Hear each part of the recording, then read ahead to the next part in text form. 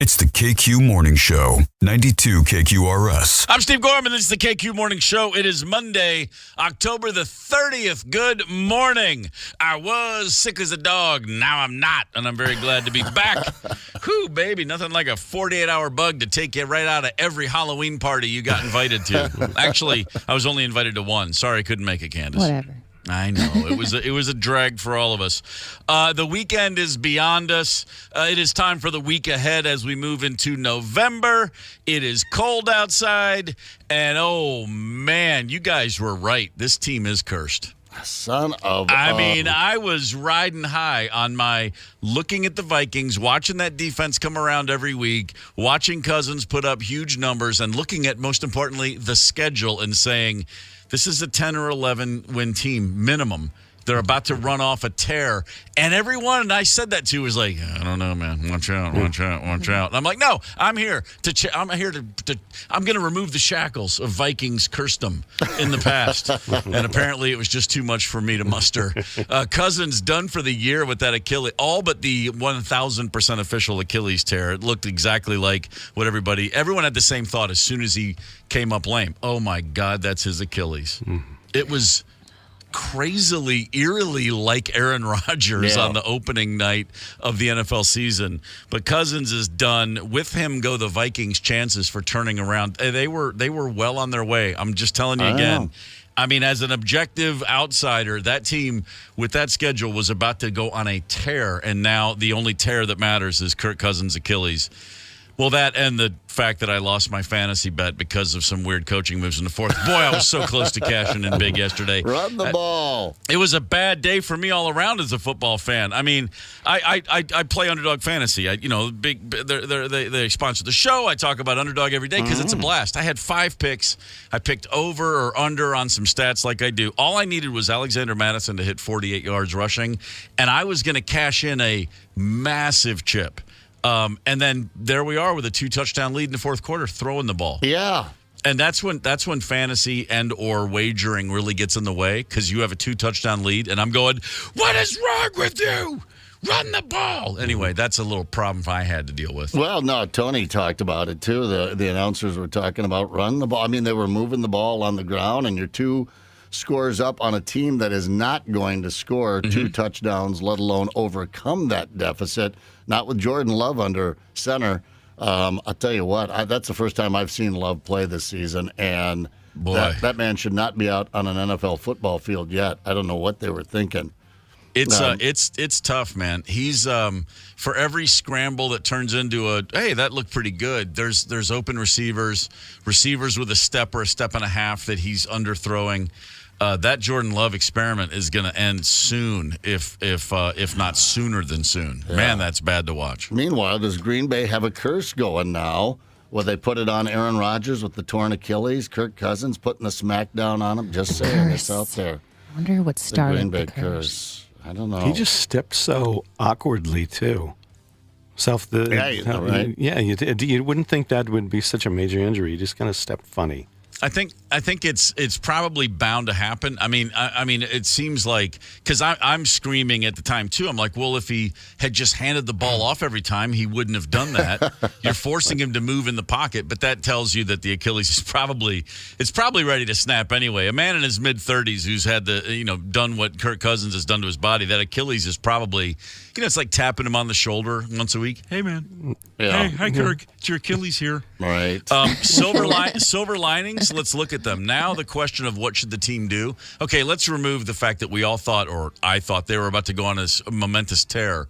Now we just got to start selling off parts, right? I mean, now you just scuttle the season. Yeah. I don't think anybody expects this backup, whose name I've already forgotten, to come up. Jaron Hall. Jaron Hall from BYU. I don't think he's going to lead some incredibly, historic turn of events. I think you got some pieces. You can get a lot of draft picks out of this.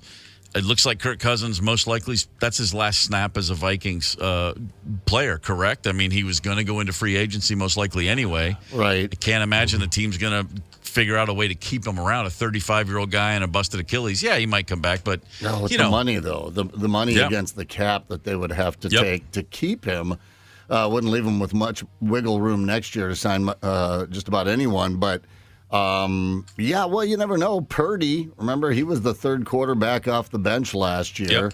So maybe this kid out of BYU, who I know nothing about, maybe he can. Maybe so. Yeah. You know, my Titans. They've got a pretty good team still. You've got a defense that's coming along and playing well, an offensive line that's starting to really gel. You've certainly got the specialty players to make it done on the outside in the receiving core and the running game. Candace, you're feeling optimistic. Yeah, I believe. I can hear the yas coming in out of I there. believe in this boy. My Titans third stringer, Will Levis, came in yesterday, had 4 touchdowns throws, and all of a sudden, Nashville's got a new savior. So we'll see what happens as this moves forward. I would be remiss if I didn't take a moment, and we'll probably mention this again, but my gosh, a Minnesota kid with a horrific injury, horrific fatality on the ice. Adam Johnson from Grand Rapids, Minnesota, a kid who played in the NHL for a cup of coffee, playing professionally in England, died on the ice Saturday night in Nottingham, England, in the professional league over there. A neck injury. He took a skate from an opposing player across the throat, and he I guess they got him off the ice, but he died in the locker room. He bled out. This is a horrific thing that and not knowing hockey like I don't. I look at this and my first thought is I would think it would happen more often with the number of collisions and people flying ass over elbows and skates go in the air. It's kind of insane to me. This isn't something that happens more often, but I guess everyone's aware of it. But neither here nor there. We have to offer our condolences to everybody in the entire hockey community that knew this kid and that loved this kid, and from all accounts, just a wonderful guy. And it's just one of the most. Between that and Matthew Perry on Saturday night, I was just staring at my phone in disbelief 2 times. I'm sure we'll talk about Matthew Perry more with Mike Evans. But, yeah, a big weekend. But anyway, to Adam Johnson's friends and family and anybody that knew of the kid, our condolences. What an absolutely awful tragedy. Yeah, thank you, Steve, for saying that. For all of us, played his hockey at UMD. And Matthew Perry, you're right. We'll get into that, I'm sure, with Mike Evans here at 6:30. Hang tight. It's the KQ Morning Show, 92 KQRS. I'm Steve Gorman. This is the KQ Morning Show. It is Monday, October the 30th, and it is time for the Mike Evans Hollywood Report. Good morning, Mike. Steve, good morning. This report brought to you by Marcus Theaters. A quick reminder, Marcus proud to announce the Value Tuesday, every Tuesday, $6 for any movie, 20% off all concessions, the best theater chain in America, Marcus Theaters. And let's get this out of the way before we do anything else. It's just so sad. I never met Matthew Perry, but was well aware of his decades of addiction. At one point saying he was taking 55 pills a day, in and out of rehab. From what I understand, a sweet, wonderful guy who fought the addiction for decades, and the wear and tear on his body and whatever, obviously the drugs won or had something to do with it. Addiction can put a hold on anybody, and I've never said this before. My father was addicted to drugs for decades. He died of drugs as a young man because of his addiction. May Matthew Perry just rest in peace. It's just a horrible thing. I've often put it in terms of I only know one true evil in humanity, and that is addiction. As far as something that is absolutely inexplicable and at times insurmountable. My personal experiences with people that I love going through that is nightmarish, and I can only imagine what it's like to be that person. And I'll echo your sentiments. I don't know. I never met Matthew Perry, but I have known people over the years who have spent time with him and worked with him, and like so many people that struggle with that, one side of addiction often leads to an incredible depth of empathy. And people thought the world of Matthew Perry, and he was apparently just a heart of gold with some very, very, very difficult, trials that he went through. So God bless him and Godspeed. Absolutely. I got a lot to talk about today. What's the latest on Kirk Cousins' injury? That's an Achilles. He's done. Oh, no. I mean, it's not 1,000% official, but it's pretty official. They're basically saying, yeah, it's the Achilles. And even if it's not a full tear, you don't a 35-year-old Achilles that hurts is a problem for a quarterback. Man, And the Vikings played such a great game last night. They were turning the ship around. The schedule was laid out perfectly for them to go on quite a tear. I mean, they were literally looking at no question a wild card at worst if they had just continued to play the way they had played the last 3 weeks. So yeah, it's a bummer. I think it's time for a fire sale over here. Wow. Some love nuggets. So Taylor Swift was not at Travis Kelce's Kansas City Chiefs game. And look at what happened. Yeah, what the hell happened there? I thought it was great that after the game, because the station I'm on in Denver, the guys on the station do the Denver Bronco game, so we were texting back and forth during commercials. I loved it that in Denver they played Taylor Swift "Shake It Off" after the game. It was great. How about Yahoo Entertainment? Who's going to take any information from Yahoo? They say that the two lovebirds, Travis and Taylor, are talking marriage, talking about having children. Yeah, I don't buy that for a second, but there you go. Weekend box office, how about Five Nights at Freddy's did $76 million? Wow, it's the first I've heard of it. What am I missing? Unbelievable. Like I said, I'm not a fan, but I predicted on Friday it would do good box office, but I had no idea. Taylor Swift's Eras concert movie did $4 million. It was only on for a couple of days during the weekend. There was also a drop in her record sales, but here's the bottom line. Her devoted fans went and saw the movie and bought her records when they were available. Her movie ranks number 17 top grossing movie of 2023 so far. I mean, Taylor Swift had a great run, so good for her. Yeah. Movie news opening this weekend, Priscilla, the story of Elvis meeting, wooing, marrying Priscilla. I haven't seen this movie yet, but the scoop is this movie doesn't make Elvis look a bit good. Instead, more of a demanding, womanizing, drug-taking jerk. I'll have more in the movie later. My opinion, Steve, I want to ask you, how many people care about Elvis Presley in 2023? I'd say probably more than I or you might imagine, just because that Elvis movie from a couple years ago did a lot of numbers. Yeah, you're right. You know, I think every generation goes through Elvis and Marilyn and Jimmy Dean. I mean, for some reason, those guys, they stay around. There's just a handful of icons that transcend and continue to. Now, Elvis isn't burning as brightly as, say, the 90s, but that estate is still making millions and millions. And, I'm far more interested in the fact that it's Sofia Coppola than it's the story of Priscilla. Yeah, Sophia and Priscilla worked closely on this. And it will be interesting next year when Michael comes out, the Michael Jackson movie. Odds and ends, Al Pacino, 83 years old, will be a part-time dad to his 4-month-old son, Roman. He has come to an agreement with his 29-year-old baby mama of his child. He'll pay, I'm hearing, between $25,000 and $50,000 a month in baby child support. Nice. With Halloween tomorrow, got a question. What's the scariest movie you ever saw? The scariest movie I ever saw, when I was a kid, I saw a movie on HBO called Phantasm, and it really wound me up. There was this weird floating orb and a really spooky guy, and at that time in my life, I wasn't prepared for it. So later, I would say the first Halloween probably caused me the most stress, but at the time I saw Phantasm, I was pretty freaked out. Mine would have to be Exorcist. What about Zep? You know what? I was a little kid, and I was raised by a Catholic mom. I mean, a very Catholic mom. I saw The Omen and had nightmares for weeks. I can see that. Yeah. The Omen that turned me around as well. Yeah. And a real quick instant pop quiz question just announced: what are the 3 most expensive cities in America to live in? New York, Washington D.C., and Boston. Let's go Boston. Number 3, San Francisco. See, I would have said San Francisco, but then everyone tells me it's just a haven for, like Skid Row now, so who knows? Right here in Brainerd. Yeah. Number 2, Los Angeles. Okay. And I was shocked by number 1, San Diego. Really? Yeah. Not to be said for 72 and no humidity all year long, I can tell you that. And you also get to pay the highest taxes and the worst traffic and dodge a lot of crime. But other than that, I like the weather. Boy, I miss the weather. It's all 24/7, 350. It's fabulous. Well, have a great day. Congratulations to the Vikings. What are you congratulating the Vikings for? Beat the Pack. No. Something. Lost the season.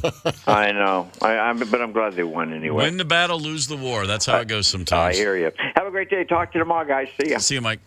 Phantasm, one of my favorite movies of all time. Yeah, I don't even remember what happens other than that weird, bald, menacing dude with that orb. It just freaked me out, man. Boy. You guys are wimps.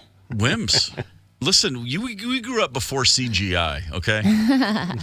My dad let me watch freaking Psycho when I was like 8. I just had to go outside and sit. Yeah, stay away from strangers is what he's saying. Yeah, that's every young lady should watch that. Stay the hell away from seedy hotels and strangers. Hey, so Saturday night was a big night for Halloween parties for the adults, but trick-or-treating in the Twin Cities, that still happens actually on the night. That'll be tomorrow night, correct? Oh, yeah. Okay. They'll get that. Actually, they start like in the afternoon. Yeah, right? sure. A lot of it when it's daylight out. But if anyone has a walk of shame, I saw one yesterday. A young zombie lady walking home yesterday morning, about 10 a.m. She had one shoe on. Yeah. She had the plastic grocery bag. She was carrying something in. And, the makeup was running, and she was hanging her head. She had emergencies, some Advil, and a breakfast burrito. Yeah. And a prayer. Anyone arrested in costume, too, I want to hear about. I know it's fresh. It's still... But it's Monday now. We'd love to hear about it on the talk and text line. Candace, give us your Halloween party recap. A fine night? I love Halloween. First of all, beautiful mermaid costume. Thank you. Well done. I was a mermaid, yes. And we went out after, and it was actually really nice. There wasn't a ton of people out. I was worried I was going to be very busy out and about, but it was perfect. Everything was perfect. My friends were there, and I just love Halloween because everyone can dress up and have fun. Was it easy to move around?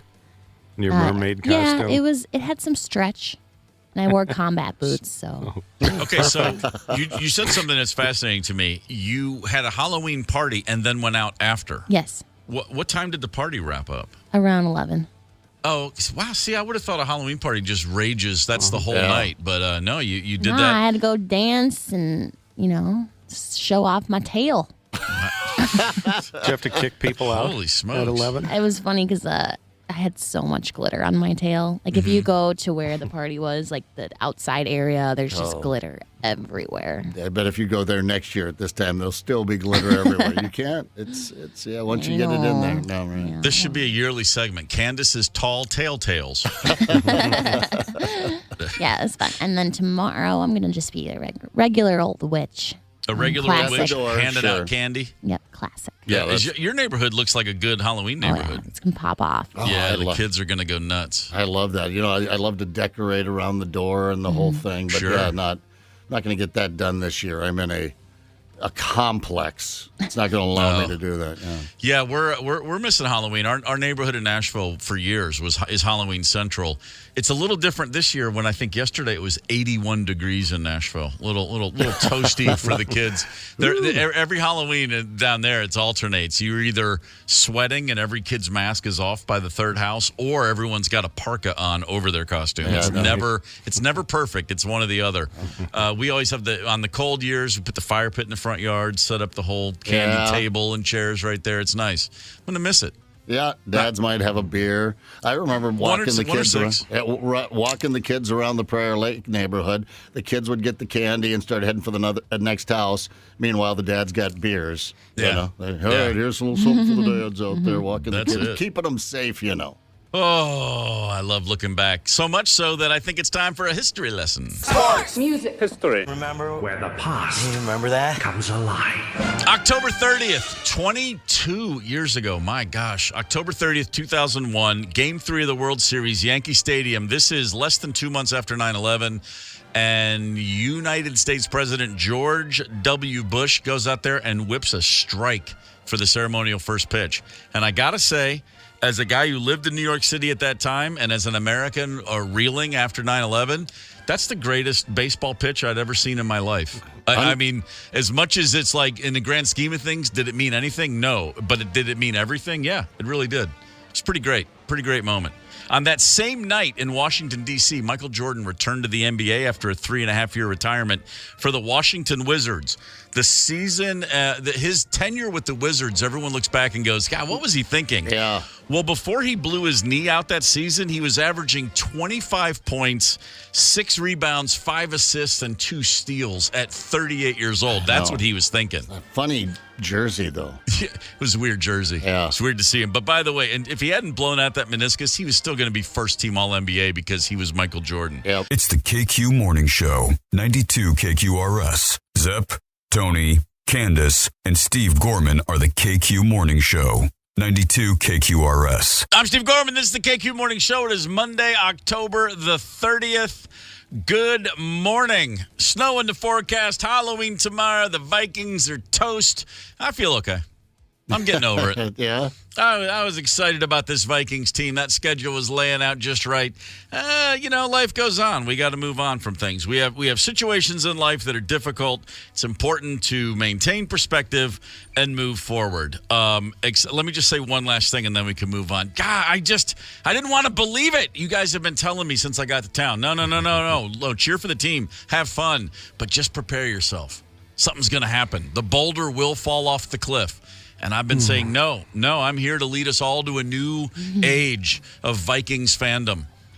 But no, there was that damned Achilles yesterday in Green Bay. Nice win for the Vikings. Yeah, it was a fun game. Won the battle, lost the war. Right. It was the best Definitely. time. It was the best game to be at a bar watching it with everyone. Really? I went to Frenchman's and Richfield, and it was just so much fun. There was Packer fans, Viking fans there. Everyone was just having a good time. I met this guy who is a listener, Tom from Savage, and we had a chat, and then he wanted me to tell you that he really likes the way that you start the show and the way that you say the date. It's But important. It's interesting the way that you say the date. It's very important. It resets. I see a calendar in my mind, and I regularly check in. Let's go down OCD lane with Steve Gorman. I see in my head a calendar at all times, and it helps me to keep my thoughts in order if I just mention the date occasionally. So when it's a radio show, I like to think, hey, in case you forgot, it's October 30th.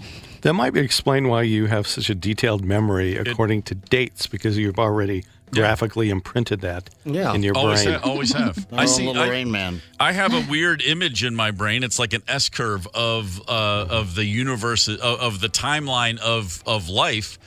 I can't get into this too deep right now. I don't have the visual aids for a radio show, but yeah, I see this weird. It looks almost like a Milky Way thing, but it's a winding S curve, and it starts in 1965 when I was born, and it just bends around. The first curve comes right at the start of the new century, right in the year 2000, bends back to the left, and then we cut right at 2010, and now we're just in the squigglies like that Pee Wee Herman sign that makes no sense. Right. Anyway, my point is this: I got problems.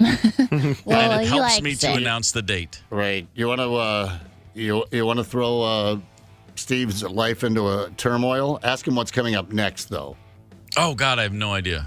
No. Although, I'll tell you what, I've been doing a little homework on this Jaron Hall. And this BYU kid drafted in the 5th round. Sure. I don't know. I think there's some potential there. Really? I'm He's not feeling bad. some optimism. Yeah, I don't know. So he's going to have a game or two, to prove, at least we know that he's going to have a shot in Atlanta this weekend to start and make something happen. That's terribly unfair to do to a rookie with almost zero playing time, just a little bit in the preseason, to come out and do something impressive this weekend. But look out. Everybody's waiting for their own Tom Brady story. You know what I mean? Maybe that's it. Maybe this is it. Maybe Kirk Cousins is maybe he's our, what's his name that Tom Brady replaced? Drew Bledsoe. Thank you. I was going to say Blake Drew something. I had the B and the L. I couldn't quite turn remember, it around. he was a gun. He was supposed to be the savior there in New England. He was turn him on a around tear. He was rolling. Yeah, it was. These things happen. So a couple other things we want to talk about, because we can talk Vikings all day. In fact, we will at 9 o'clock. Robert Smith will phone in. Yeah. This is a man who understands the impact of a significant injury midseason from personal experience, and also playing in a league as long as he did. Robert Smith at 9 o'clock. Also at 8:30, Candace's brother, Jack Osborne, is calling into the show. Candace, the often overlooked fourth child of Ozzy and Sharon Osbourne. Jack Osborne has a whole lot going on. A kid that we all got to know as a teenager on the Osbournes, and now he's a pretty fascinating adult with a lot happening. We're checking in with him at 8:30. But for right now, okay, you mentioned this earlier, Zep. There is the Daily Mail, a British rag, if you will, has an advice column, Dear Jane advice column. And a woman wrote in, I should say, she called herself Broken Wind, and here's the story. She's done with dating. She hasn't been on a date in 2 years because of what she called a mortifying experience that happened on a first date. Here's the deal.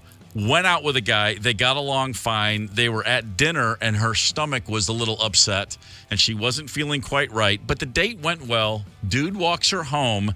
He goes to give her a hug goodnight. Just a friendly hug. Hey, this is great. Maybe I'll see you again. And as she is embraced, well, she breaks wind, as her name Broken Wind might. She farts, and she says loudly. Yeah. We got to the front door. She just let it rip. And I mean, we've all been there. Yeah.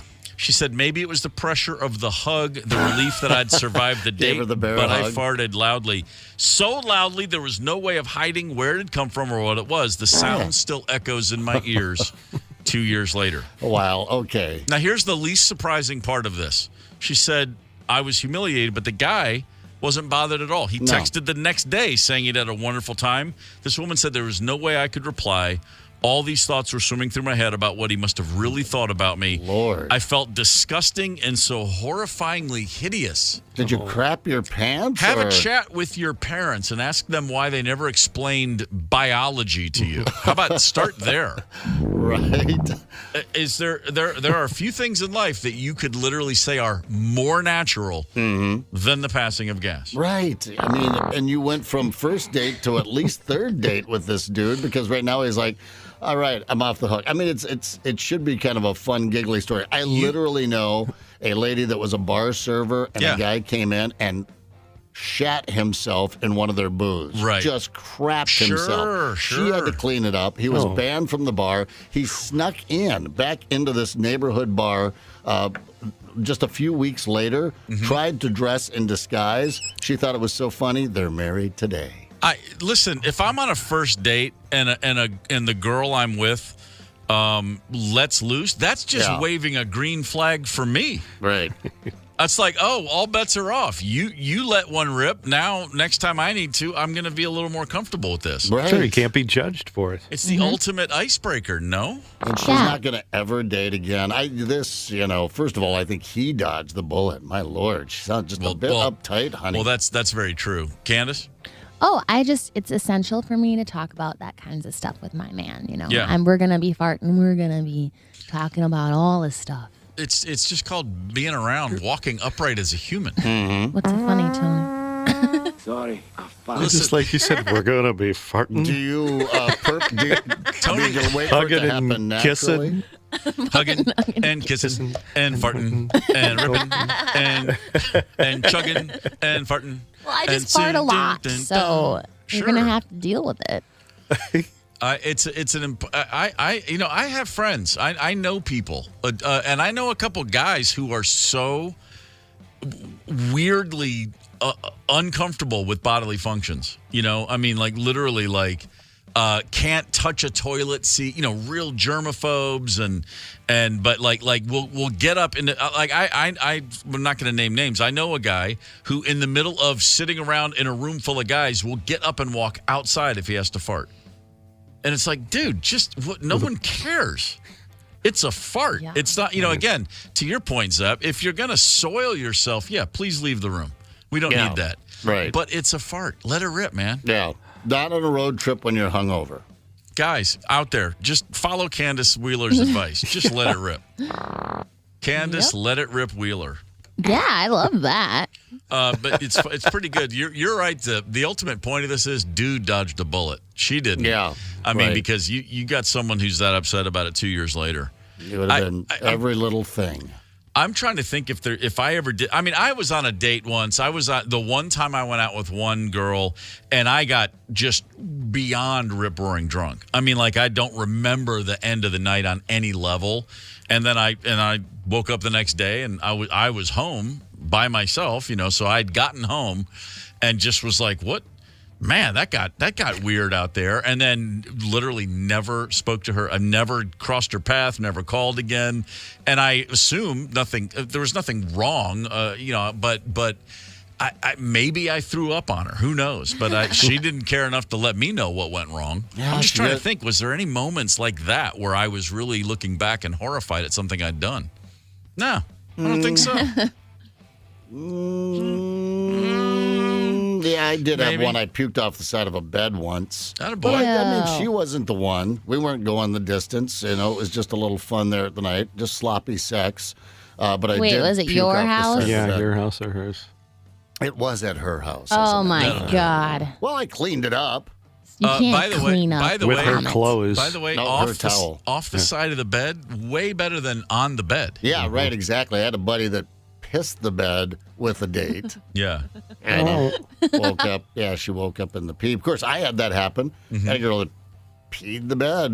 Next morning I wake up. I'm like, well, that we must have had a really good time. That's quite not a wet spot. I mean, it is a wet spot, but yeah, it was the mattress actually made a squishing sound when I got out of it. I helped a buddy, a neighbor in my apartment building, a girl that we were just buddies, and we ran into each other at a bar, and we went home, and she was wasted, and I just got her to bed.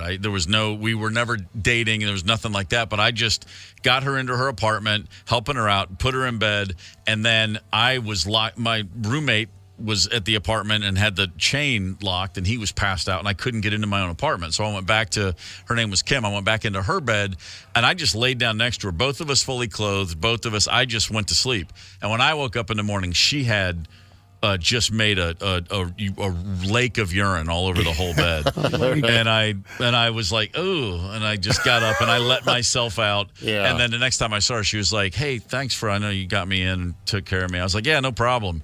She was like, you didn't sleep in my You didn't sleep at my place, did you? I said, I did for a little bit, and then because I couldn't get into my apartment. And then there was that moment, I was like, should I say anything? And then I didn't, and she kind of recognized. We both had that moment of, but whatever. It's like, hey, you were comfortable enough to pee in a bed I was laying in. I think we're good friends. These things happen. I had a gal that we went away for the weekend, and we had only been on a couple of dates, but we decided to just go away in Minnesota here for a local weekend. And on the way home, we both got a little intoxicated, and there was a little tiff, a little no you kind of thing. Nothing serious, but very quiet on the way home. And I thought, well, maybe was I just a bit more of an ass than I thought last night. And come to find out, she thought I peed in her suitcase because I was so angry with her. Mm-hmm. And the only reason I know it is she called me up 2 weeks later and said, I just want to apologize. Because I thought you peed in my suitcase. Yeah. Wait, what? Yeah. She goes, in retaliation. What? What? I said, why are you calling and telling me this now? She said, because I was away for a weekend with the girls, and one of them woke me up as I was peeing in my suitcase. And she realized that was something that she does, is pees in her suitcase. I completely forgot about this. Like early 90 or 91 on a Black Crowes tour in a motel. One of the guys on our crew, it was me and my guitar player and a crew guy ended up in the same room. You got like 7 people in 2 rooms and you're just crashing wherever you can. And woke up from bed to the sound of it was my drum tech standing over my guitar player's suitcase, just letting it rip. And I was like, yo, yo, yo, yo. And then and he woke up and he's like, what? And I'm like, he thought he was standing in the bathroom. And he was just letting loose into an open suitcase on the floor. That's all gotta go. It's pretty great. Yeah, that is good pretty stuff. good. Those are fun days. You know where we go from here? The adult diaper story. Yeah, we have more before we get. We have guests coming up in the 8 o'clock hour and a game show, but not before we get to adult diaper talk here at 7:30. Hang tight. She wants me to wear a diaper. It's the KQ Morning Show, 92 KQRS. I'm Steve Gorman. This is the KQ Morning Show. Good morning. In about an hour, Jack Osborne is going to phone in. Jack Osborne of the Osbournes as you may have put together. Has a lot of projects that are all pretty fascinating. We'll catch up with him. Robert Smith at 9 a.m., the Vicon himself. Ooh, boy, where do the Vikings go from here? I'm sure he'll have plenty of thoughts on that, as well as the game yesterday. The good, the bad, and the ugly. Silver linings. We haven't yet to mention the fact that at least we're done with Creed for a while. Yeah, right. That's probably literally what did it. You know, we talked about, but Zep, you said maybe there's a Packers curse. There's a Creed curse, and Kirk Cousins paid the ultimate price for that one. That big reunion comeback tour, Scott Stapp and the boys were planning to ride this Vikings run through. It's like, oh no, sorry. Yeah, do you think Scott Stapp is more, just more upset than any Vikings fan probably today? Oh, I guarantee it, man. They were getting ready to fire up the old, the retro machine, the nostalgia act. It was not meant to be. So again, silver linings if you just have a moment to look for them everywhere.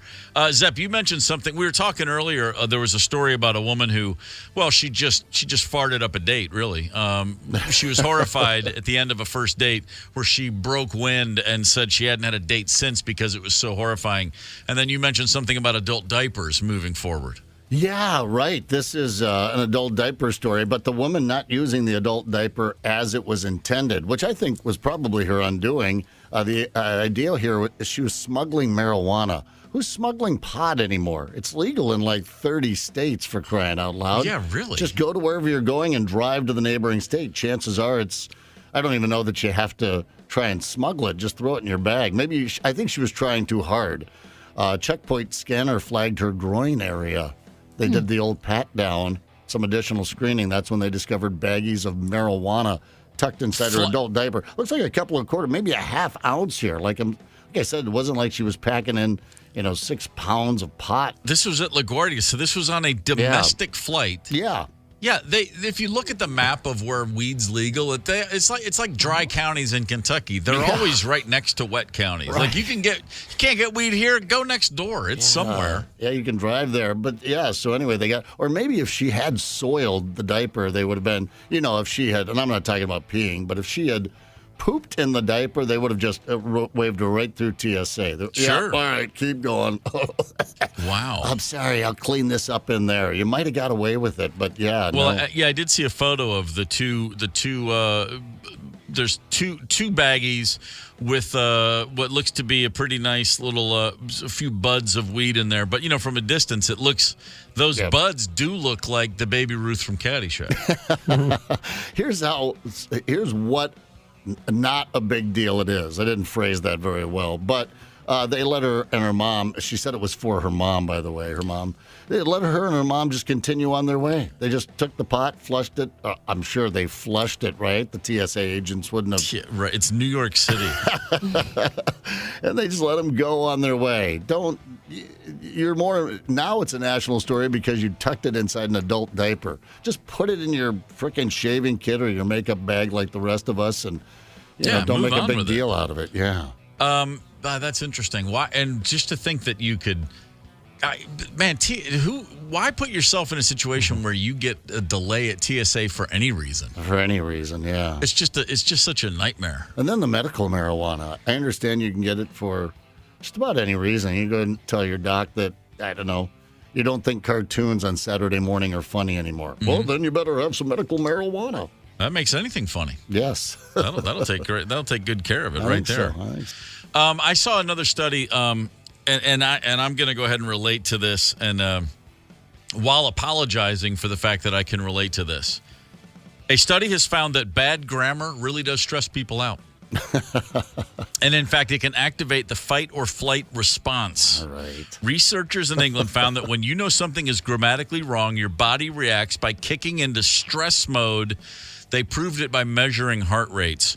Guilty as charged. Mm-hmm. When I am reading anything, even if it's a tweet, which doesn't even have to be a complete sentence, it's a tweet or a post now in Elon Musk's X app. If I'm in a text exchange with somebody, it doesn't matter. Punctuation isn't required, and yet it stresses me out. when I see if somebody uses the wrong there, or your, or those things, it's just ingrained in me from an early age for whatever reason by someone. Oh, it really does stress me out. And nothing bothers me more than the apostrophe S when it's not possessive. All right. It's because of you that we share emails here all the time. Yeah. And I'll send out something like today's stories or something like that at the beginning of the show. I started putting the apostrophe in today's, just on the subject line.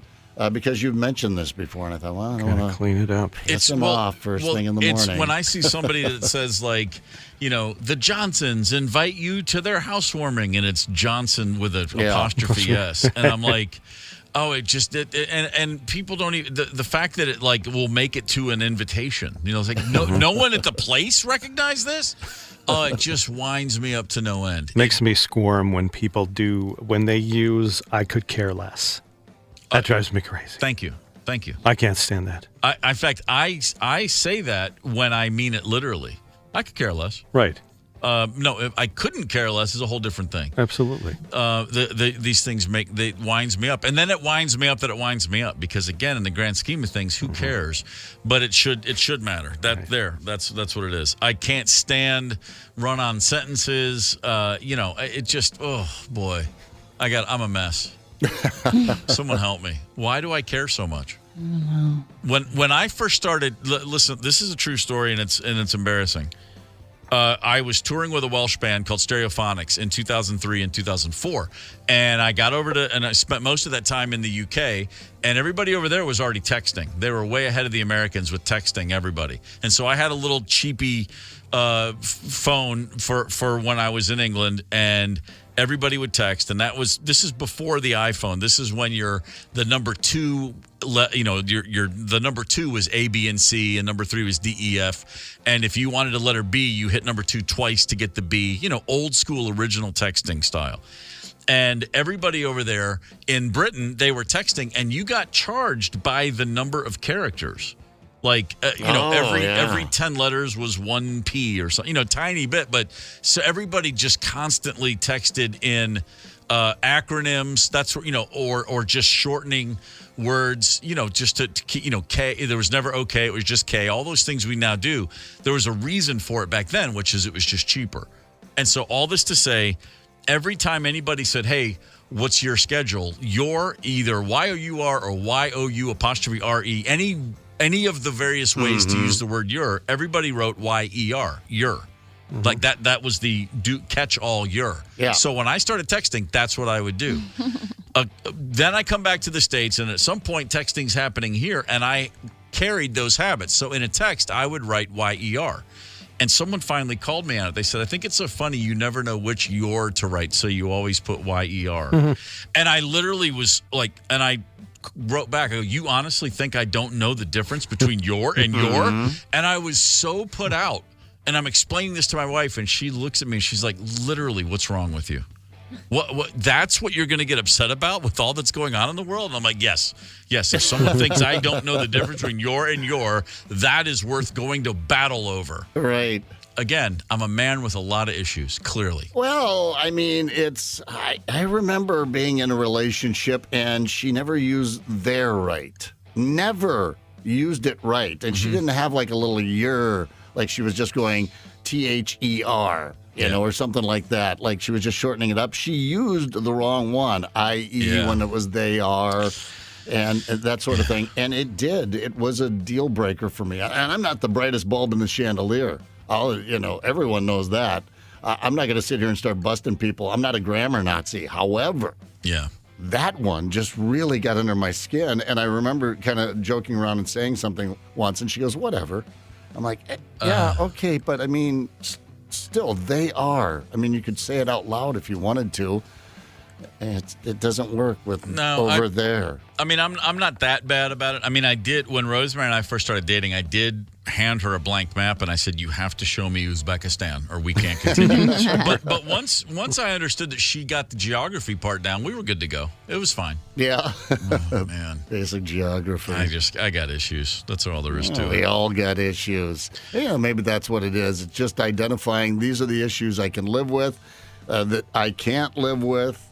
And if you have some of those, if our issues clash, then it's not going to work, right? That really is. I was talking to my son this summer, and he said something about a girl he'd seen a couple times, and I said, hey, man, you can be in love with anybody. You gotta be able to just hang with the person. You think like you're supposed to make these life decisions based on she checks all these boxes. No, it's real simple. Does she annoy you? Do you annoy her? Can you sit in silence? Can you take a road trip together? It's the smallest things that add up over time. I'm like, man, you got to find a buddy and then fall in love with them. But you got to do that first. Anyway, what do I know? That's wise words. Chisel it into marble. That's good advice for the kid. And he'll still make some mistakes, but he'll come back eventually someday and go, Dad, you're right. It's all those damn little things. I got a little advice. Actually, it's a reminder for anybody listening to this show. If you missed this show in real time, you can always catch up with the KQ Morning Show podcast. We do have, oddly enough, sometimes some pretty in-depth interviews, some fascinating guests. We have a good time. We crack each other up. I think you might enjoy it yourself. Anywhere you get podcasts, anytime you want, the KQ Morning Show podcast, sponsored by... Wait for it, Candace. Devani's Pizza and Hot Hoagies. The Hot Club. Have you had the Hot Club yet? Oh, really nice. Yeah. Very nice. It's the KQ Morning Show, 92 KQRS. Zep, Tony, Candace, and Steve Gorman are the KQ Morning Show. 92 KQRS. I'm Steve Gorman. This is the KQ Morning Show. It is Monday, October the 30th. In 30 minutes, Jack Osborne's going to call this show. We'll check in with Sharon and Ozzy's boy, Jack. He's got a lot of projects going on. Pretty interesting cat, as it turns out. An hour from now, Robert Smith, the Vikings icon, will phone in, and he will talk us all off the ledge. The Vikings yesterday with a big win over their rivals, the Green Bay Packers. But, boy, they lost Kirk Cousins, who was playing...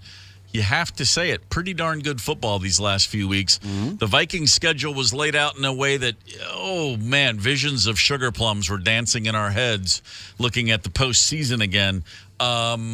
That's probably not going to be the case now.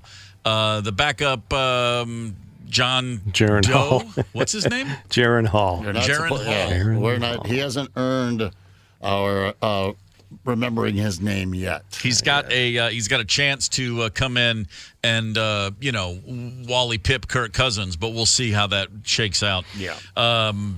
Smart money's on a fire sale for the Vikings right now. The trade deadline fast approaching.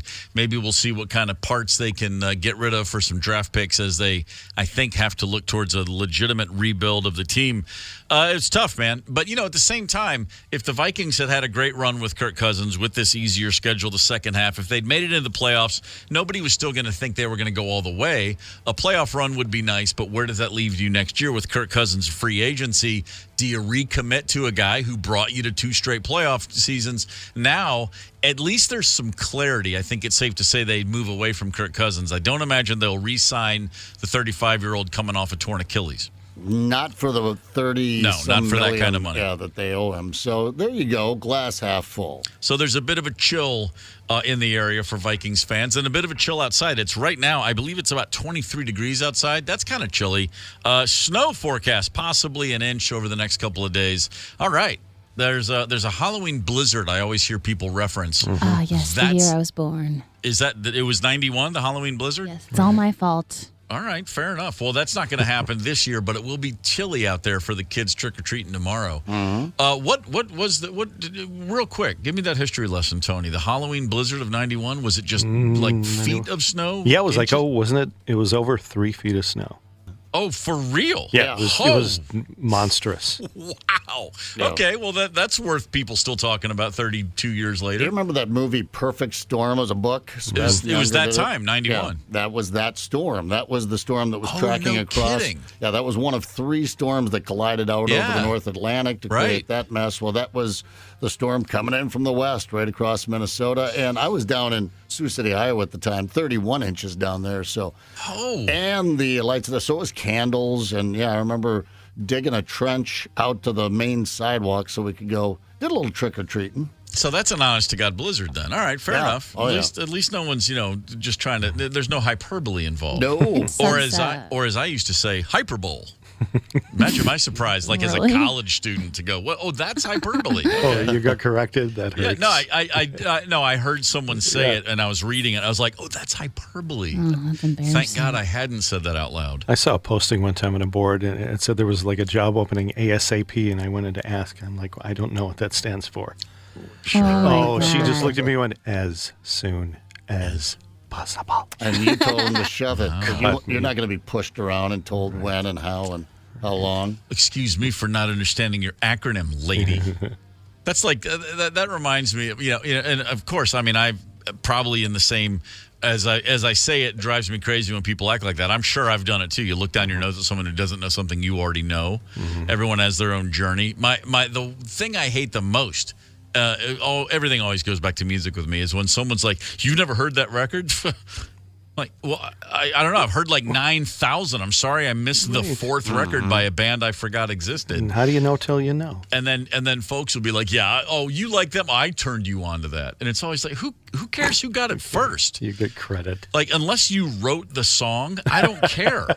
Like, I still remember, like, when I got into the band Big Star, and someone's like, "You haven't listened to Alex Chilton before?" I'm like, yeah, but now that I have, I like it. We can't be friends anymore because you heard it. If you're not Alex Chilton, don't take credit for it. Anyway, that's the kind of things that go through my mind in a day. But speaking of music that a lot of people are coming around to, how about that Chris Stapleton? Now, that's a country dude I got time for. Absolutely. Yeah, it's amazing. He's the real deal. And I don't know the man. I know a lot of folks in Nashville that do. And boy, people think the world of him. Just, on stage and off. Good dude, solid citizen, the real deal. Chris Stapleton is playing in town April 6th at the U.S. Bank Stadium, for crying out loud. Intimate setting for that artist. Yeah, he's going to come out there with that beard, and he's going to sing real good for you. And we got a couple tickets to give away to Chris Stapleton, Saturday, April 6th at the U.S. Bank Stadium. And we've got two callers who are going to compete for those tickets. Tony, what are these callers going to be playing today? Well, this would be a pleasant excursion to partake in. That is bull. Yes. And I say that is bull. Oh my God, that is bull. The answer is yes. The answer is yes. Oh, I don't believe that. Okay, here we go now. The game is Yes. Yes! Yes! bullshit. The KQ Morning Show presents Yes. or BS. It's quite simple. We're just going to give you statements, and you say yes or BS, true or false. And today we're going to make it a little Halloween-centric. I like it. Wow, fair enough. Flavor. Halloween, or as it was known in the Gorman house, Dad's birthday. Was it? Yeah, my dad was born on Halloween. How about that? And, of course, we would be like, it makes sense, because he was kind of a scary guy. It all checked out as far as we knew. All right, so we've got two people ready to play yes or BS. Candace, who's contestant number one? Jacob from Roseville. Jacob, good morning. Good morning. You ready for a little yes or BS? Yes. Fair. Are you a Chris Stapleton fan? Yes. Oh, well, that's two yeses. You're on a roll, brother. Good luck to you. That's 2 points, right? Well, hang on. Let's not get. Tony doesn't like people nudging him out of the way and telling him how to run the world. A little attitude. Like your enthusiasm, though, Jake. All right, let's go with number one, mister. At the end of Michael Jackson's Thriller, the creepy monologue voice is provided by Vincent Price. Yes or BS? I don't know who Vincent Price is. I'm going to have to say yes. With a question mark? You That's got it. the correct answer. Yes, Not it sure is. who Vincent Price is. Wow. Oh, old horror I'm going to master. have to look him up after this. How could you enjoy Halloween? Number two. It's a courtesy chuckle. Number two, a vegetable once thought to acquire supernatural powers on Halloween was the cabbage. Yes or BS? True. Yes. Very true. Who As thought we all that? know. Who thought that? Never heard of it. Many. Oh. Throngs. Cabbage, for me, gassy. Just makes me gassy. Yes. Well, that's supernatural. It all comes back to the gas. Number three, early New Englanders protected their homes from evil spirits by hiding their shoes in the walls. Ooh, it's spicy. I'm going to say BS. I'm sorry, it is true. spicy as it is. In the walls. Yes, Yeah. that's what they did. No, Go figure. then ghosts, they travel through walls, right? Spirits, they can see. All right. Yeah, it'll make sense. Number 4, before Hocus Pocus became the norm, magicians, when performing a magic trick, would say Pulusi Bagumba.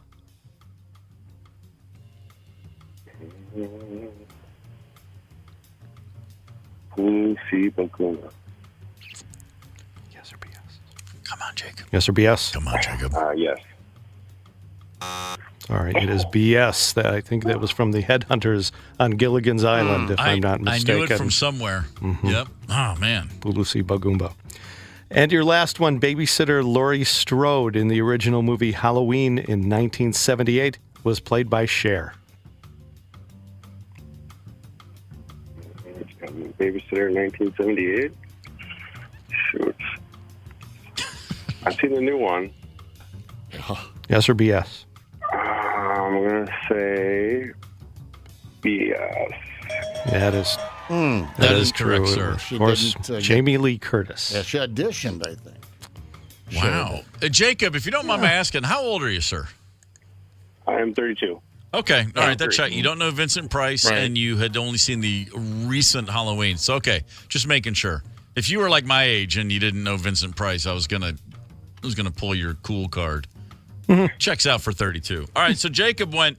Was that 3 for 5 or was that 4 for 5? I'm sorry. Did you get the one about the shoes correct or not?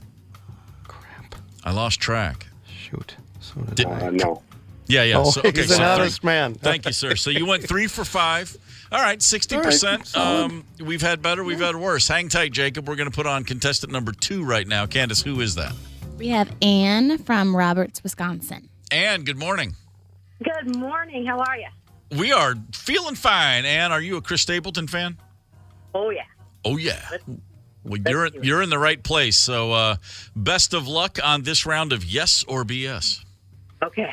Let's go, Ann. Let's make it happen. Number 1, at the very top of Rotten Tomatoes' list of the scariest horror movies is The Truman Show.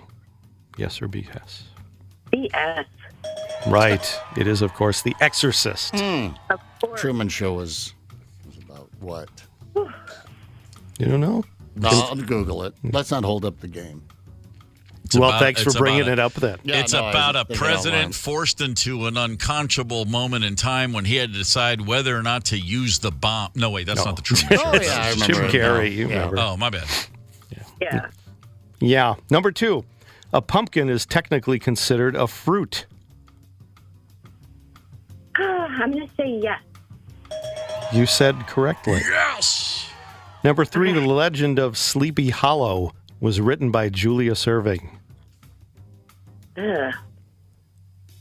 Ew. Yeah. Sorry, BS. It is Washington Washington Irving, Irving. Oh, I would not get that one Dr. wrong. J. Yeah. Okay. Tricky. I don't like Yeah. Fun tricky. fact, I met Julius Erving, Dr. J. Where? Right here in Minneapolis. 1994 NBA All-Star Game, ladies and gentlemen. I shook his hand, and I thought, oh, my God, that's the biggest hand You're I've right. ever shaken in my But life. you've not met Washington Irving. He could palm a car battery for crying out loud. No, I never met Washington Irving. He was gone before my time, sadly. Number 4, Transylvania, home to Count Dracula, is located in the Greek islands. Oh, I'm sorry? that's BS. Correct. It is, of That is course, BS. Romania. Romania. All right, Ann, it's number 5. Get this one right, and you got Chris Stapleton tickets. If you miss it, then we've got a tiebreaker. Oh, boy. Okay. Let's go, Annie. The novelty song Monster Mash was originally titled Circus Peanut Party. That's BS. Way to go. Wow. Ann comes in strong. You've got Chris Stapleton tickets Saturday, April 6th at U.S. Bank Stadium. Jacob, fine effort, and thank you again for your honesty, sir. You've got a 4-pack of tickets as the runner-up to the Hardwater Ice Fishing Expo. That's November 17th through the 19th at the National Sports Center in Blaine. Congratulations, sir. Sweet. Thank you. You got it. Thank you guys both for listening and calling and playing. Well done. You dig it. I think that was a Vincent Price line, wasn't it? And Thriller, can you dig it? That sounded more like Paul Lynde, the way you said that. Yeah, I didn't say I could do it. But okay. I just didn't he say that in Thriller? Can you dig it? I don't think so. Dig it. Oh, I guess he did. Wow. Well, really? let's move along. I don't remember that. Yeah. Jack Osborne will join us at 8:30, getting us in a Halloween mood, talking about his new podcast, Ghosts and Grit. Also, Jack Osborne's Night of Terror. Hang tight. It's the KQ Morning Show, 92 KQRS. I'm Steve Gorman. This is the KQ Morning Show. Robert Smith calling us in 30 minutes to discuss the Vikings game yesterday and where they go from here looking forward. But right now, calling in to the KQ Morning Show, we're joined by Jack Osborne, who has more going on than most people right now. Jack's got the podcast, the Osborne podcast, coming back this month earlier. He was just on Special Forces World's Toughest Test, and Jack Osborne's Night of Terror on the Travel Channel. The season finale premiered last night. Jack Osborne, a very busy man. Thanks for calling in this morning. Hey, thank you so much. Thanks for the time. Before we look at all the stuff you're doing right now, I do have to look back quickly. When I look back at the Osbournes, the show that introduced you to us all, it strikes me a show like that today doesn't necessarily raise eyebrows, but you guys were the first family to do anything like that, weren't you? Oh, yeah. Yeah, that's true. Yeah, no one had done like a family reality show until us, so yeah. And when that show premiered, how old were you? I was 16 when it premiered. I cannot imagine what that must have felt like on the inside. Were you guys aware initially just what a big deal that show was? Because I can tell you from just being a guy on the street, that's all anybody talked about that whole first season was, have you seen the Osbournes? Yeah, it was, it was one of those, like, I think, if anything, everyone in the family would agree was kind of like an accidental scenario. Mm-hmm. When we agreed to do it, it was just meant to be a pilot that we were filming for 3 weeks, and we didn't quite get it, that everything that they were filming at our house would end up being on TV and be this whole thing. So it was almost, things moved so fast, we didn't have time to kind of process it. Right. Well, probably for the best. Keep your head down and keep working. Usually what happens when people find themselves in the eye of a storm like that. So now you find yourself as president of the soon-to-be launched full-on Osborne Media House. That makes sense. A guy who spent so much time behind the camera and on camera. And now all these projects you have going on. I want to talk about Jack Osborne's Night of Terror. You just concluded this season where you're going into the paranormal and you're taking family members into places that have had paranormal activity in the past. Where did this fascination start with you, with the paranormal? It started for me as a kid watching X-Files. Of course, we know that show was fictional, but it introduced me to all these wild concepts of the paranormal, the unexplained, and these strange phenomena. And I just began reading books and watching documentaries in the kind of mid-'90s, and it always just has been a hobby of mine. And in 2011, I had an opportunity to do this show called Haunted Highway, and it plugged me into the world of paranormal TV programs. Mm-hmm. And now on this, since then, I've just been rolling with it. On the season that just concluded, the 2-hour season finale last night, actually, on Travel Channel, Virginia City, Nevada. So you got your folks out to that one. Both mom and dad came along for that one. They didn't come to the investigation. They because my mom had done an investigation with me about 6 weeks prior and had a really strange thing happen. Right. Originally, she was. Sorry to cut you off. Do we know what happened to your mom? There was a health scare. Yeah, so we were filming in this old hotel in Southern California, and I don't even know what to call it. She kind of collapsed and blacked out for about 20 minutes. And they have no idea what it was. I mean, they ran brain scans, heart scans, you name it. They couldn't figure out why she lost consciousness for as long as she did. That's terrifying. Yeah, very much so. And so I was like, "Hey, you're not coming anymore. But, we'll call you from the road," kind of thing. So they stayed back, and we were kind of filling them in on everything that was going on. Yeah, you and Kelly do such a good job together. I mean, it's so freaky how affected she is by spirits and stuff. It's really intense. And the funny thing is, Kelly is the biggest skeptic on planet Earth.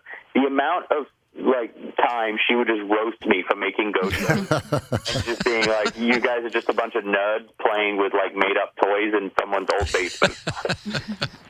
Hey man, siblings are all the same. Yeah, exactly. Jack Osborne's with us on the KQ Morning Show. So the podcast, you're relaunching the Osborne podcast, but then you also have Ghosts and Grit. What is Ghosts and Grit all about? I mean, specifically, tell me what makes that podcast different. So I have guests come on and interview them, and the people I have come on all have really interesting, life stories and careers, and we dive into. What I believe is the driving force behind that. I think it takes a lot of grit to be successful at the end of the day. Sure. And we lean into the paranormal and what their belief is, and have they had experiences, and what their understanding of it is. And so it's a nice balance between getting to know someone's backstory and what they do and how they do it, as well as touching the paranormal. That sounds pretty cool. Speaking of that grit, it does take a lot to be successful. It takes even more to stay successful. You've had a front row seat to that. Both your folks are grinders, aren't they? Oh, absolutely. Absolutely. They never stop working. It's to the point where I'm like, do you guys ever, I have conversations with them being like, you guys ever just going to slow down? And the answer is no. Well, you're kind of a chip off the old block. I mean, all of the variety of things that you do. Talk about Special Forces, World's Toughest Test. You're on the second season. I've been watching it on Hulu, and I love it. It's where celebrities kind of get this crash course Special Forces tough test stuff. A lot of the things that you do in the military, you guys are doing, and with some mixed results for you. Yeah, it was that show was a real butt kicker. It was way tougher, I think, in reality than what they can show, because we're in that 24 hours a day, and they're putting you through it. And it's the toughest part for me of being on the show was you're on edge the entire time. Like you don't know what the day is going to bring. They don't give you a schedule. You're just in this compound. When the lights turn on, it means time to wake up, and you don't go to bed until the lights turn off. Anything in between, it's whatever the DS to it, like the drill sergeant. You're at their whim. Yeah. Well, no, I'm sorry. Go ahead, Steve. Oh, I'm glad to hear that, because I'll admit, I kind of thought, well, I'm sure it's tough, but surely the start, you tap out for a minute and go, sorry, I got to return some calls, or I got to go soak my feet here. But you're saying that's not the case at all. No, not at all. I think it's probably closer to being in prison than it is actually being in Special Forces the way they do that show. Anyone that's been in the military. Home. Yeah. Oh, man. You don't get the phone home. You have 3 pairs of socks, 2 pairs of underwear, 1 shirt, 1 pair of pants. It's like you have nothing.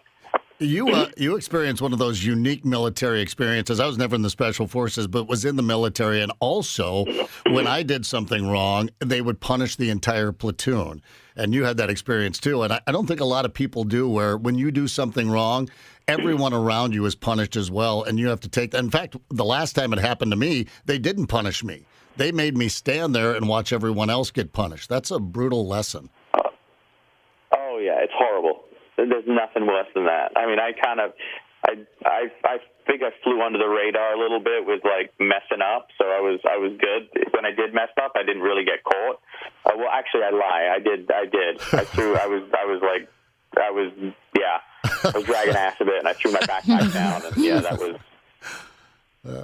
wasn't fun. Well, Jack, was that something? Were you training for a few months to get prepared for that, or what was the pre-taping regimen for you? I was given 10 days notice. Oh, come on, really? Yep, legitimately. That's great. So it was my train up before was, well, I know my legs are going to get blasted because we're going to have heavy, rucks the whole time. It's going to be a lot of running. So my thing was I was just trying to do as many squats in my hotel room leading up to it so my legs wouldn't be incredibly sore the entire time. Oh, that's fantastic. Jack, we know you got to bounce. Thanks for calling in. Jack Osborne, a very busy man, and as always, we look forward to what is next on your journey, brother. Thanks. Thank you very much. Nice chatting with you guys. You got it. Candace, you just love the guy, don't you? I love him. I just love all of them. I mean, everyone knows I'm obsessed with Ozzy, but Even I was Sharon? Yeah, I love Sharon. I was an Osbourne's kid, so yeah, I was actually more obsessed with Kelly when I was little. Sure. I had like all of her apparel, and I had a bobblehead, and she was my favorite back in the day. And I just loved how they would always fight with each other. It's so funny. When that show was blowing up and everybody was talking about it, you could read think pieces like in Time magazine about poor Jack and Kelly. They'll never make it. I mean, people just thought those kids were going to be, they would never survive adolescence, much less become adults. They would be a mess like their dad, blah, blah, blah. I don't know any of the Osbournes. I've met Sharon a couple times, but I've never met Ozzy. And but I know Ross Halfin, the legendary rock photographer, very close with the family, and he used to say from day one, he was like, "Those kids are so smart. They're all great." He would say like, "Yeah, that's kind of how they are. They're all kind of nuts like that." But from day one, he just said Ozzy's crazy like a Fox guy, like. There's the public Ozzy, and then there's the guy behind the scenes, and he and his wife are really brilliant. They know what they're doing, and their kids are really whip smart, well-read, the whole thing. Like, they had a very unusual experience growing up with Ozzy as your dad, of course, but it was just the one guy I knew that had any insight from day one was like, they're going to be fine. They're going to run the world. They're just brilliant kids, both of them. Yeah, from the get-go, I thought they would just be, we'd be talking about them, just being in some sort of rehab or on The Biggest Loser, washed out, that sort of thing. Yep. I love watching Jack Osbourne. First of all, I thought he and Ozzy's history special was fantastic, but he really brings an everyday sort of Joe. I myself never tries to be Ozzy or, some fantastic personality.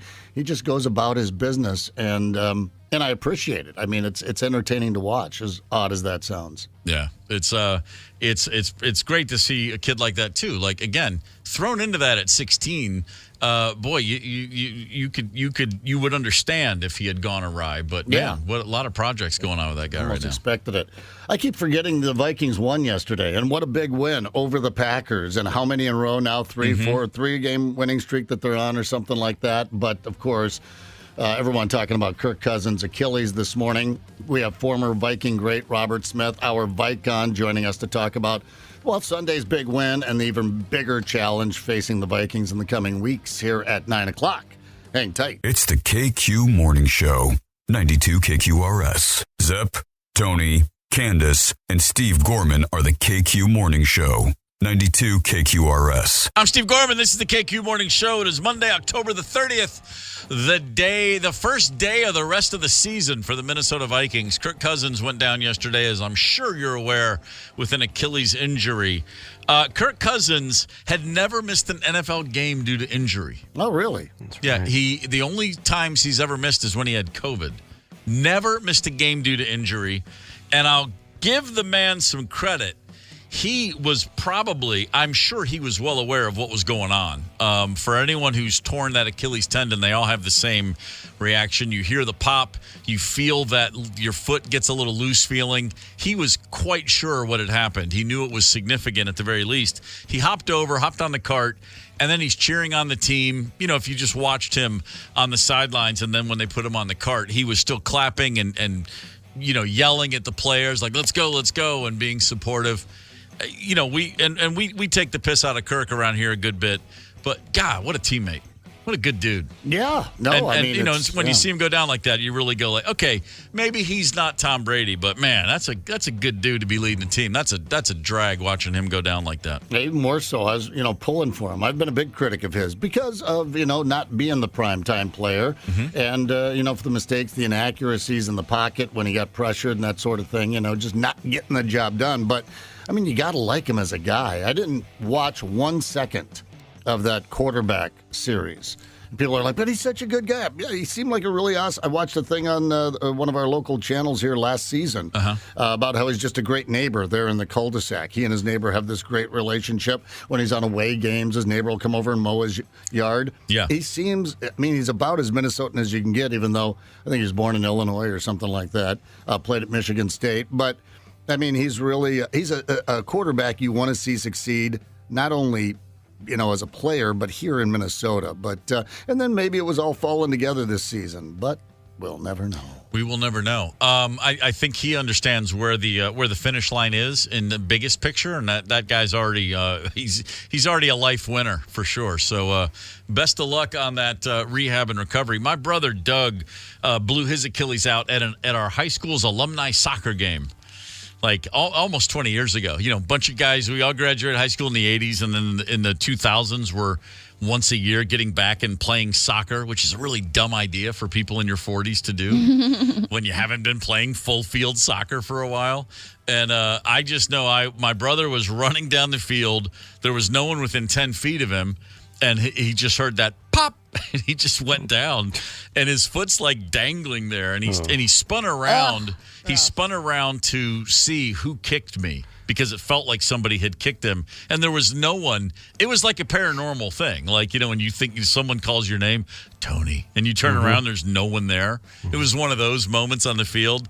He goes down, he rolls, he wipes out, and he spins around with this look on his face like, I'm going to kill somebody, and there's no one there. And I just watched the whole thing happen over his face, and then he was like, oh, this is bad. Well, I remember when Rodgers went down, they said Achilles tendon ruptures are more likely with age. Blood flow to the tendon decreases, stiffness increases. Well, like yesterday, obviously non-contact injury, just like with Aaron Rodgers. And so the question is, now at the time that happened yesterday, I'm yelling at my TV at O'Connell, like, just hand the ball off. Stop sending him back. I wasn't so much worried about Kirk Cousins Achilles. I was just saying, we got a 2-touchdown lead. Why aren't we just running the ball and milking the clock? But, yeah, you can tell if it wasn't that play, I don't know, but it just seems like it was, then it would have been the next one or next week or a couple weeks, because to your point, at a certain point in time, those tendons start to sound, I guess they start to feel a little wobbly. Hey, joining us on the horn right now, as he does every Monday at this time, the Vicon himself, Robert Smith. Robert, boy, so much for winning the battle but losing the war. Rough day for the Vikings yesterday. Yeah, no question about it. And you feel so bad for a guy like Kirk Cousins. He's just done everything right. And, to see him cheering as he's leaving the field, and I'm sure he knew the severity of the injury at that point. It just breaks your heart to see it. And I hate it for the Vikings fans just because of everything that they've been through this season, to fight back this way, to be right back in the mix for the playoffs, and to have this happen. Just can't get any worse. Yeah, it really was. And the way that schedule was looking, too, we were saying all last week, or I was certainly banging the drum saying, man, this team's about to go on a tear right now. They're protecting the ball, and the offense is grooving, the defense. We spoke about it with you last week. This is really, really a gut check time for the fans. But in that locker room, again, now you've got this rookie quarterback, the kid out of BYU. I guess we have a chance to see what he's got. Did we see enough of him yesterday to have any realistic insight into what he's capable of? No. Yeah, that's kind of what I thought. It's just too early. It's too early to tell. He's got some mobility, which is going to be helpful, but ultimately it comes down to making plays plays on money downs, in money situations, 2-minute and end of game, those types of things, and, weathering storms, because ultimately, guys are going to make mistakes. It's just what happens with young quarterbacks. Robert, we immediately start to think about, okay, what can the Vikings do to salvage the season? And then the names the usual suspects come up. You hear the name Carson Wentz, Colt McCoy, Matt Ryan, even like guys who are sitting on the sidelines who can still play football. How tough is it if a guy like Colt McCoy spent 3 years with O'Connell in Washington? And people say they have a good rapport, but how tough is it for a guy, not even a question of how good the quarterback is, but to come in mid-season, learn a new system? I mean, how difficult can it be to get control of that locker room, or at least get the respect of that locker room and move forward? It seems to me like it's damn near impossible. Well, I mean, you see it happen, though, too. You saw what Baker Mayfield was able to do in the win when he went to the Rams from the Panthers last season. Yep. So, when a quarterback is familiar with the system, it's really just terminology. So it's figuring out that terminology. But when it's a guy that's been around the league for a long time, like a Colt McCoy, he's been around a lot of systems and understands that, you go in and you learn new terminology and you get it done. But he's learned new systems in the past, so that's certainly a possibility. You just don't know what kind of shape he's in, and just how different is the terminology that he would have to learn. So those are things you just don't know. Robert Smith is with us on the KQ Morning Show. The defense did their job yesterday. I mean, Jordan Love's shortcomings was aside. There was not a moment in that game when I thought the Packers were going to mount a serious offensive threat to us. And you have to give credit to the D. They still have a lot to play for this season. Yeah, they certainly do. And in speaking with Brian Flores and Harrison Smith a couple of weeks ago, you just can't say enough about what he's done with this defense. It's not like it's a bunch of young all-stars. Now, obviously, you've got experience with Harrison Smith, and we know Danielle Hunter is an absolute beast, and Jordan Hicks is playing his tail off. Josh Metellus, another interception yesterday, playing his tail off. Cam Bynum, we know he had a 2-interception game. So, you got guys that are just playing hard, and they're not going to fold. You know that, but you just feel terrible, and it's tough. But you know what? It's football. It's life. It's what happens. Mm-hmm. I'm excited to see this Jaron Hall, with a chance. I know it's only a week of prep, but what they're able to put together with him as they travel down to Atlanta. I want to see what he's able to do. I mean, because it happens. We don't need look no further than Brock Purdy last season. But one of the names being floated this morning, Robert, is Trey Lance. It was a high draft pick. He's actually from Minnesota, I believe, Marshall, Minnesota originally. Is he somebody that they could deal for from the Cowboys, or is it, or is it time to have the sale and just start trading guys and getting draft picks?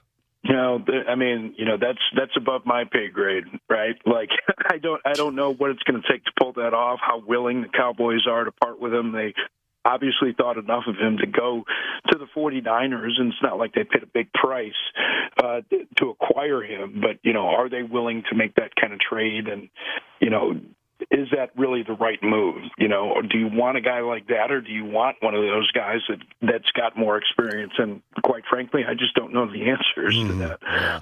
You start looking around at all the dominoes that fall, and just the first one that comes to mind is Justin Jefferson. He was on his way to come back after another week, maybe as early as one more game sit out. But, worst case scenario, he was going to be out for maybe 2 more. But now Justin Jefferson is going to return to who knows what, and it's not the easiest thing in the world to get in sync with a new quarterback. No, certainly not. And obviously the contract situation looming over his head and over the organization's head.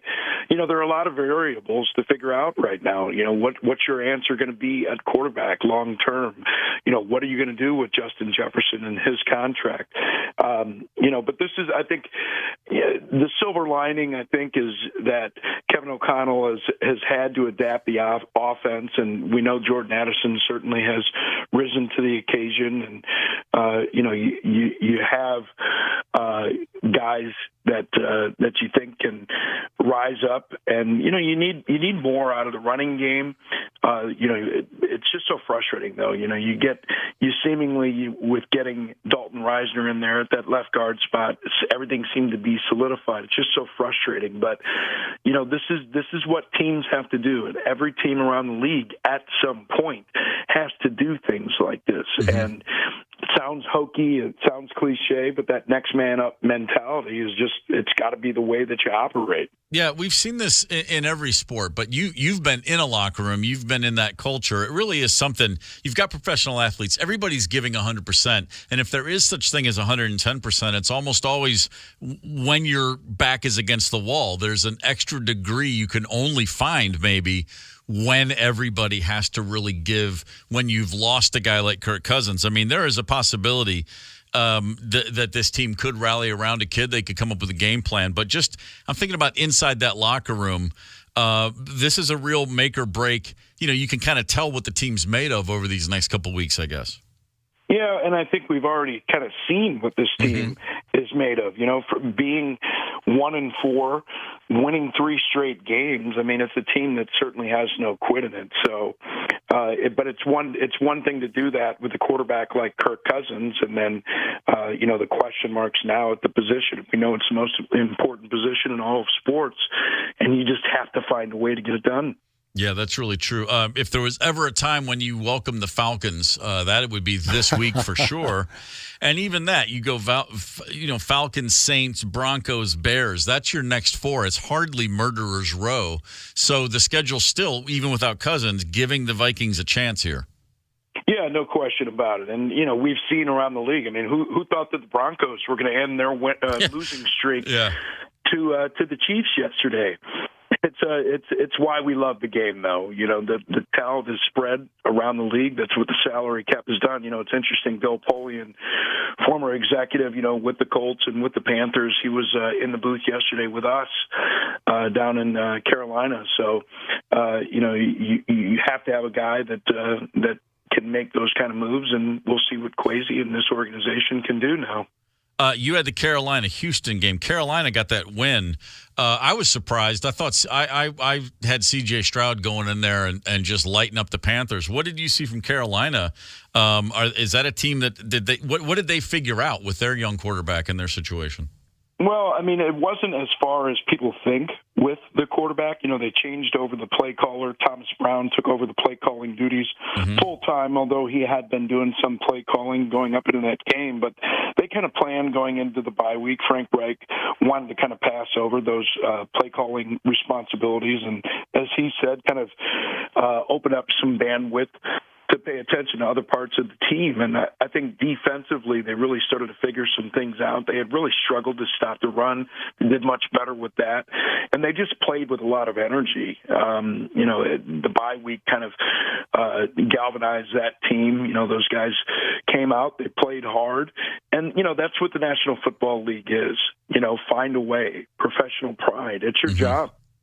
Robert, I always look at cell phones and I think about if you want to chart progress, technology, just look at how different a cell phone is 30 years ago to now. 30 years ago when you broke into the league, nutrition, health, what we knew about the body, getting players back and keeping them in the league for longer. I mean, it's advanced as much as cell phone technology, it seems like. Kirk Cousins will be 36 next August. 30 years ago, a 35-year-old quarterback with an Achilles, you just knew, well, that's it. He's done. There's no coming back from that. And now the question is, where's Kirk Cousins going to go next? It really is pretty astounding, isn't it? Because of Tom Brady and because of a few other players now, the shelf life, especially for quarterbacks, it's like a different league almost. Yeah, it really is. And with Aaron Rodgers, I mean, he tore that Achilles week 1, and we saw him walking around in the stadium, and, he wants to try and make a comeback this year, and we'll see if that's going to work out. But it's certainly not the end of a career. You would imagine. If a guy, has the surgery and rehabs it the right way, it's certainly not the end. So, guys definitely do a much better job of taking care of their body. But, for all the talk about turf and what that does, it was a grass injury, non-contact injury once again, and you just hate to see it again. But he's been through tougher things and bigger picture, right? Like this is what life does. And he's had a great career, and I'm sure it's not over. But certainly the technology and the advancements there are going to help. Is it too simple to say that it was just waiting to happen then? Because it's a non-contact injury in grass. Was there a likelihood there was already going to be that problem, or is this just one of those totally bizarre? I mean, with Achilles, is that generally considered it's a total freak accident, or was it an accident waiting to happen? I don't know enough about the individual, with Kirk Cousins, if he's had any issues. Right. It's just something that happens. It's not a question of if, it's a question of when. When you play professional football, when something like that is going to happen. And, guys that don't get injured are the exception to the rule. Well, I've never torn an Achilles. I did, Robert, tear a bicep tendon 2 years ago moving a box spring mattress. So I know something about, hard work and pain. Yeah, and my college roommate tore his Achilles, I don't know, probably about 5 or 6 years ago. And I laughed way too hard about it because he did it like a track practice or something like that. So the countdown started that day for me. It's just it's a question of when for me as well. But see, at least you've got the insight to know it's coming. So you got that going. Self-awareness, always a help in this life. Yeah, absolutely. Always easier to react to something that you're expecting. And it's worth noting that Steve never really did recover from that bicep tear. He hasn't helped anyone move since. No, God, no. No. Hey, that's just smart, man. Yeah. The guy just knows. He knows the deal. It's my limitations. They're shorter and smaller every day, and that's how I like it. Robert, it's always our pleasure, brother. Thank you, sir. We'll talk to you next week. All right, you got it. See ya. Man. This Falcons team, no slouch. I know what you're thinking about. I am thinking of slunch right now, but they're at 4-4. Same record. For some reason, I thought they were basement dwellers. Maybe I was thinking of the Panthers, but the Falcons did lose yesterday. But they're a 500 team right now. They got a real problem at quarterback. But different. It's amazing the difference 2 4-4 teams can be. There's one thing when you start 3-1 and then you're 4-4, or when you start 1-3 and go 4-4. You're very, very different trajectories. We'll see if the Vikings can at least stem the tide a little bit with this kid from BYU, whose name, again, I cannot remember to say in my life. Jaron Hall, right? Thank you. It's the Jaron that throws me. I have a web page here open just to Jaron Hall as it comes up this morning, and I have to keep glancing at it. Well, maybe after this weekend we'll remember his name. Wouldn't that be nice? Wouldn't that be nice if we all have Jaron Hall tattoos in a couple of weeks? All right, there you go. It's the KQ Morning Show, 92 KQRS. I'm Steve Gorman. This is the KQ Money Show. Money Show. Okay. The KQ Money and Run Show. KQ Morning Show. Steve Miller, Take the Money and Run. Gary Malaber is the drummer on that track. Getting some work done, that kid. Yeah. Go get him, Gare. Oh, Gary. Right on. Gare Bear. Making it happen. Candace had a big Halloween party Saturday night. No one went. So we didn't anyway. Yeah, everyone else it was a went. bust. Had a good time. Candace was a mermaid. She had a glitter all over her tail and had a good night. Anybody have any weird costumes at the party? My friend Danny was Guy Fieri, which is very fun. But he kept getting his goatee, his fake goatee, kept falling off while he was eating food. It was pretty funny. So that's like the orange flamey shirt and the hair spiked up and then the fake goatee. It was pretty good. It was not the best, though. The best was my friend Julie, who was Dog the Bounty Hunter. And it was so awesome. She looked so good. Oh, my God. Really? Yes. Freaking hysterical. I just love Halloween. Did you notice? We noticed. And you're a fan, and as well you should be. It's a magical time of year. I'm sorry for the kids of the Twin Cities who are going to be out there in the cold Halloween tomorrow. It's always such a for bummer. their trick-or-treating. There's tons of pictures of me as a kid in costumes, and it's just with a big puffy winter coat over it. You can't even see what it is. It's tough. That's tough. Yeah, the neck up is the key. Is that the key? Real quick story here. We mention every time a lottery gets up to like $1 billion, we talk about it a good bit. But it's not like $1 million is something to sneeze at. Check this out. A woman was cleaning a house in Massachusetts. That's her job. She is cleaning a home, and she finds a lottery ticket sitting inside a vase in the house, and she turns it into the owner, who then cashes it in for $1 million. Oh, she should have checked it before she turned it in. I mean, what an honest thing to do. Yeah, it is an honest thing to do. It's in a vase or a vase, if you prefer. Yeah. I mean, if I see a lottery ticket here in the building, if there's one on the floor, I just thought about it. Like if I walk out of here today and I walk out down the hallway and there's a Powerball ticket on the floor, am I going to pick it up and then ask if anyone's missing a lottery ticket, or am I going to go check the numbers first? What am I going to do?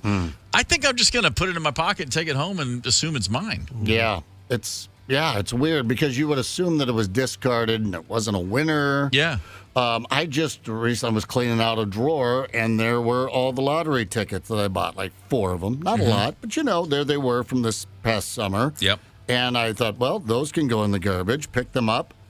1,001, 1,002. Have I checked? Have I absolutely checked to make sure I didn't have $1 million winner in here or one of those $10,000 winners? Right. So then I had to sit down at the computer and go back and check. It was just hard to throw them in the garbage. Yeah, you have up to a year. You have to check them. You got to check them.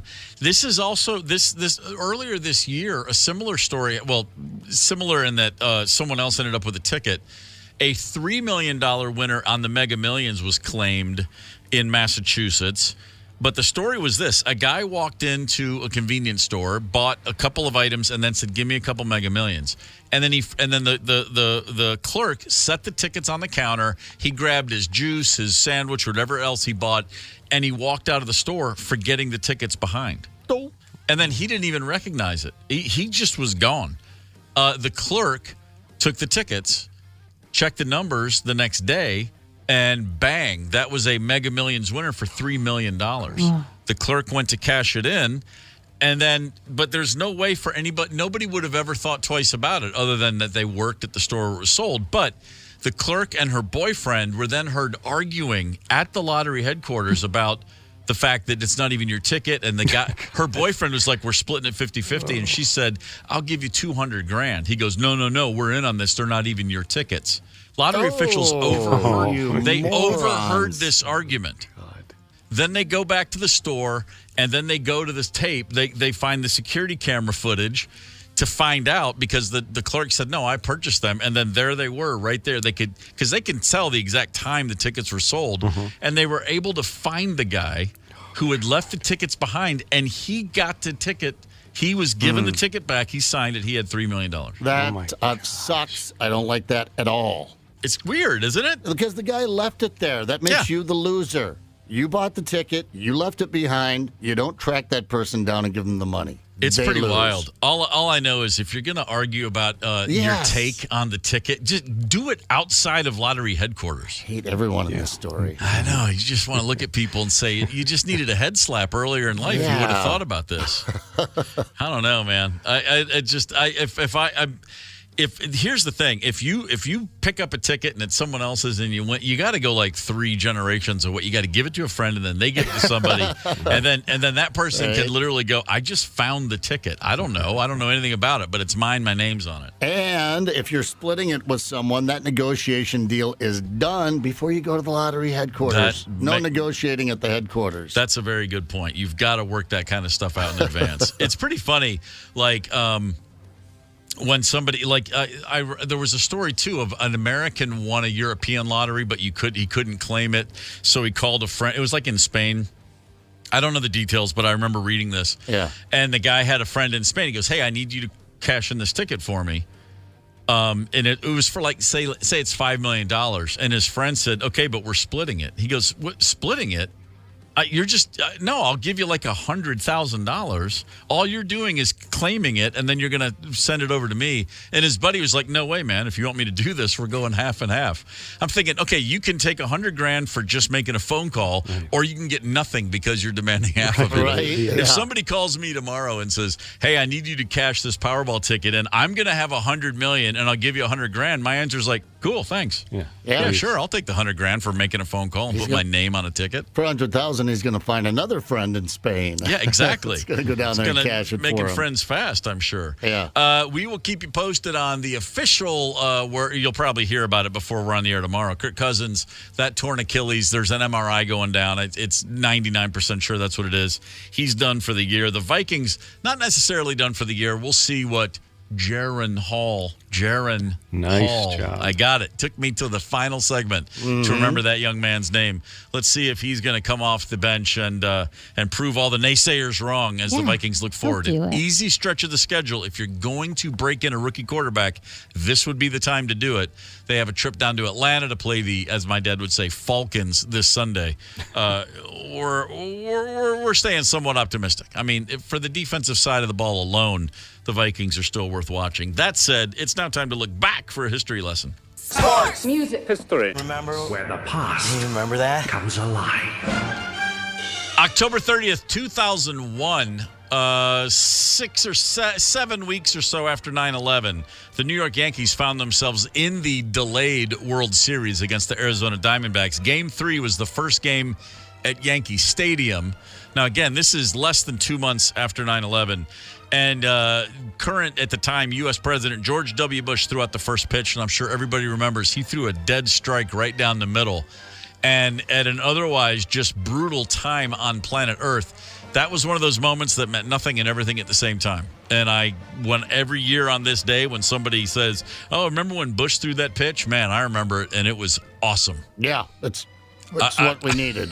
For some it really reason, was. To see a president of all people throw a heater down the middle. If you just put yourself in that man's shoes, walking out there, I've thrown two pitches out at baseball games. Neither one had a big crowd. They were meaningless regular season games. I didn't throw a strike either time, and I've thrown a baseball a few times in my life.